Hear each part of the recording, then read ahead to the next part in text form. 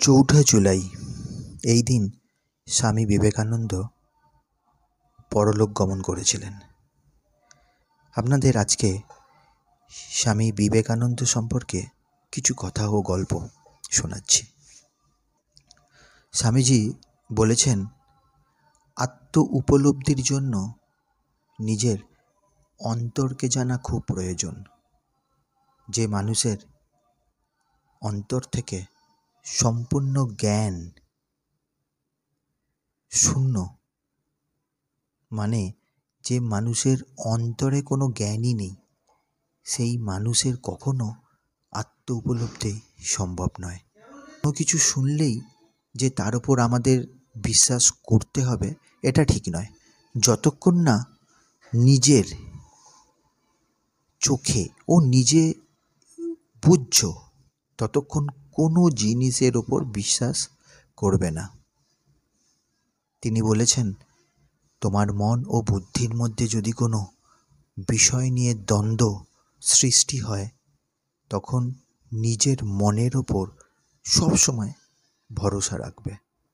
যে মানুষ নিজের ওপর সম্পূর্ণ বিশ্বাস ও ভরসা রাখে, তিনি সব কিছু জয় করতে পারেন। প্রতিটা মানুষের মন অনন্ত শক্তিশালী। মনের একাগ্রতাই হলো এই শক্তির উন্মুক্তির আসল পথ। স্থির মনের দ্বারাই জীবনের পরম সত্যকে অনুভব করা যায়। তাই মনকে আমাদের সবসময় ধীর, স্থির, শান্ত রাখতে হবে। আমাদের মধ্যে যদি বেশি পরিমাণে প্রেম থাকে, পবিত্রতা থাকে, সদ্গুণ থাকে, তবেই আমরা প্রতিটি মানুষের মধ্যে ওই সদ্গুণ আর ভালো জিনিসগুলোই খুঁজব। তার মধ্যে কি খারাপ আছে সেগুলো দেখব না।